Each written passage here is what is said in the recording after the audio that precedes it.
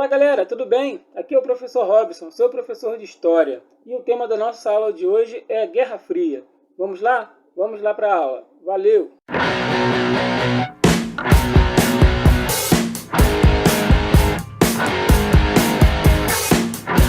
Olá queridos alunos, tudo bem? Espero que estejam todos bem. E o tema da nossa aula de hoje é a Guerra Fria. A partir da Revolução Russa aí de outubro de 1917, um novo modo de organização política, econômica, social, ela passa a ser visto na Europa. Trata-se do socialismo, né? Então é um modo, né, de gerir o Estado, né, de gerenciar o Estado, né, de maneira diferente do que estava sendo praticado até então, né, até o momento, né, pelo sistema capitalista, fazendo com que o Estado ele funcione a favor da classe trabalhadora, tenha uma economia planificada e uma sociedade sem classes, né? Esse era o desejo aí dos socialistas. E essa teoria aí, ela foi elaborada pelo filósofo alemão Karl Marx, né? Ele afirmava que o motor da história era a luta de classes, né? A desigualdade social, mas que a partir de um momento em que a classe trabalhadora ela tomasse consciência da situação de opressão a qual eles estavam vivendo, eles se uniriam e lutariam contra esse modo, né, de produção capitalista. Por isso, né, que muitos pensadores hoje acham que as ideias, né, do Karl Marx, né, que depois foram chamadas de marxismo, elas são perigosas para uma ordem social vigente, né? Elas são perigosas para o mundo atual. Então, após a Revolução Russa, né, a Rússia ela vai se transformar, né, lógico que depois de uma guerra civil, né, ela vai se transformar na União das Repúblicas Socialistas Soviéticas, ou União Soviética. Então, podemos perceber que a Guerra Fria ela foi uma guerra não declarada entre o socialismo, né, da União Soviética e o modo de vida capitalista representado pelos Estados Unidos. Então, era a União Soviética e suas respectivas áreas de influência e os Estados Unidos com suas respectivas áreas de influência, né, disputando para ver qual seria o sistema político, econômico, social, cultural, né, mais benéfico para a população. E aí, durante o período entre guerras, a Europa e os Estados Unidos eles passaram a tolerar as ideias de Hitler, né, e o expansionismo, né, pois eles acreditavam que a Alemanha nazista e a Itália fascista iriam frear o avanço aí do socialismo aí pelo continente. Vale lembrar, né, que em 1929, né, com a crise da Bolsa de Nova York, né, os países, né, da Europa e os Estados Unidos, eles estavam com um índice de desemprego muito alto, a população estava passando fome, então a pobreza ela aumentou muito e eles não queriam que o pensamento socialista chegasse, né, ao coração lá do mundo ocidental, né, da Europa ocidental, né, porque na União Soviética, nesse período, né, havia o pleno emprego, todas as pessoas, né, estavam ocupadas, né, na União Soviética, né. A União Soviética ela não foi afetada pela crise econômica de 1929. E dessa forma, né, a Inglaterra, os Estados Unidos, a França, eles até toleravam, né, o descumprimento do Tratado de Versalhes, né, por Hitler. E a União Soviética, por outro lado, estabeleceu um pacto de não agressão com os nazistas, em que eles chegaram até mesmo a dividir, né, a Polônia em áreas de influência. Esse pacto ele só foi quebrado aí durante a Segunda Guerra Mundial, quando o Hitler, né, ele ordenou aí a invasão da União Soviética. E os Estados Unidos, né, atacados aí pelos japoneses, né, lá na base de Pearl Harbor, eles entraram também no conflito. Então, né, como nós vimos aí na última aula, né, a Segunda Guerra Mundial estava de um lado, né, os aliados, principalmente composta pela Inglaterra, França, antes de ser anexada, Estados Unidos e União Soviética.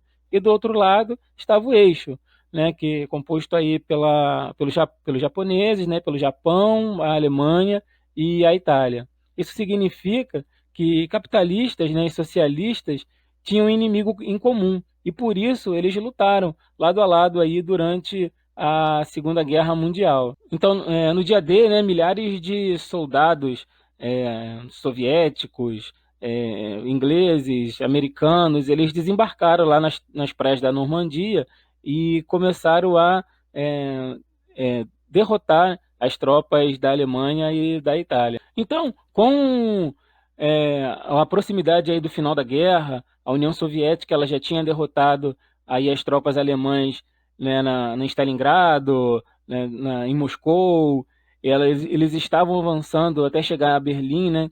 E os americanos também estavam lá querendo, né, chegar em Berlim. Então começou uma disputa para ver quem chegaria em Berlim primeiro e quem conseguiria anexar mais áreas de influência. Os Estados Unidos, em uma demonstração de força de seu poder bélico, né, seu poder de armamento, né, eles vão lançar duas bombas atômicas, né, uma sobre Hiroshima e outra sobre Nagasaki, né, já no finalzinho aí da Segunda Guerra Mundial. Os americanos, né, eram os únicos que possuíam a bomba atômica, a tecnologia da bomba atômica até esse momento. Então, em 1945, os líderes mundiais eles já estavam se reunindo para ver como seria o final da guerra, o que seria decidido após a derrota alemã, italiana e japonesa. Tiveram várias conferências, né, uma em Yalta, mas a mais importante foi a Conferência de Potsdam, em 1945, né, onde a Alemanha, né, ela foi dividida em áreas de influência.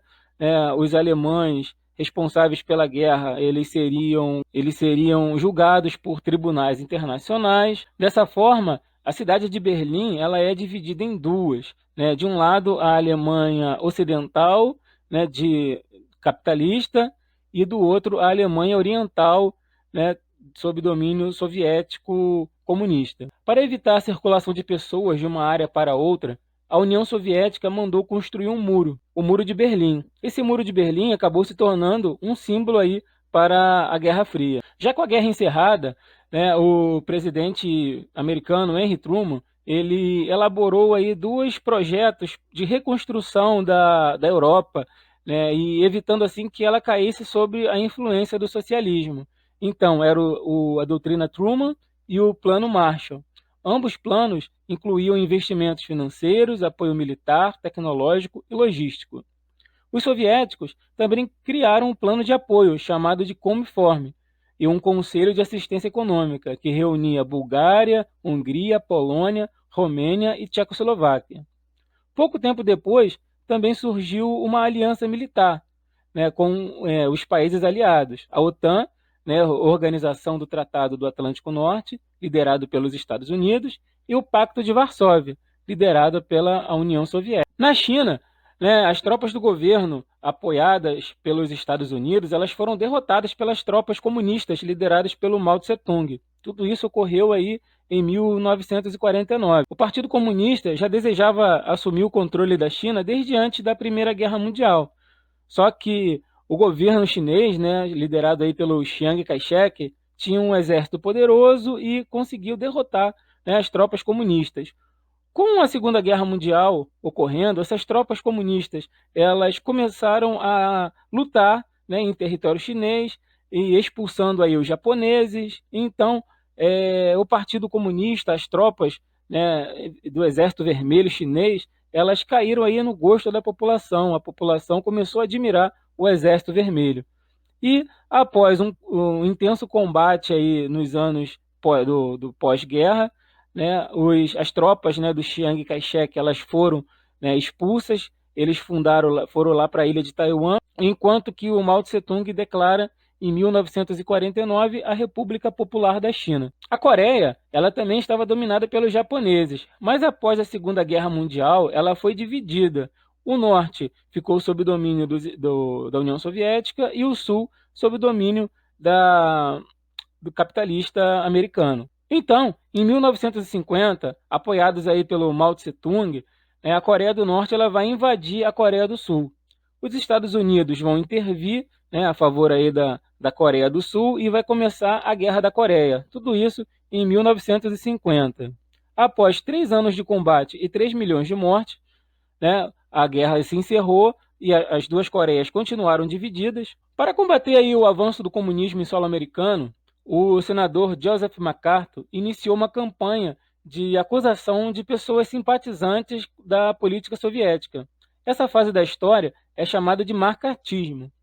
E o nome, né, do físico, né, Albert Einstein, o cineasta Charlie Chaplin, né, estavam incluídos aí na lista de inimigos dos Estados Unidos. No campo tecnológico, a principal disputa da Guerra Fria foi a conquista do espaço. A União Soviética levou o primeiro homem ao espaço e os Estados Unidos não mediram esforços para levar o primeiro homem à Lua. Tudo isso aí durante a década de 60. No processo de descolonização da África, né, a Guerra Fria também estava presente. A União Soviética e os Estados Unidos eles tentavam influenciar decisões políticas através de apoio político ou militar. Porém, ambos países nunca entraram numa guerra aberta. Quando um país se posicionava, né, com suas tropas no campo de batalha, o outro limitava-se a oferecer apoio tecnológico e logístico. Esse foi o caso da Guerra do Afeganistão. Em 1979, a União Soviética ela invadiu o Afeganistão. Os Estados Unidos eles se limitaram a oferecer treinamento militar e armamento. Nesse período, né, o terrorista aí, Osama Bin Laden, ele foi treinado pelos americanos. 2 décadas depois, ele se tornaria o mentor dos ataques das Torres Gêmeas, né, no dia 11 de setembro de 2001. A Guerra Fria ela terminou oficialmente aí com a dissolução da União Soviética, no final de 1991. Temos antes aí, né, um fato importante que foi a queda do Muro de Berlim, né, que representou aí a reunificação da Alemanha. Porém, os resquícios aí do conflito, né, da Guerra Fria, eles podem ser percebidos, né, no mapa geopolítico até os dias atuais, né? Então, enquanto um país ele está em conflito, o outro ele se limita a oferecer um apoio, né? Está acontecendo assim na Síria, né, e como em outros países aí que estão em guerra atualmente. Beleza? Então, galera, espero que tenham gostado da aula. Espero que vocês tenham conseguido entender. Um abraço aí e até a próxima aula.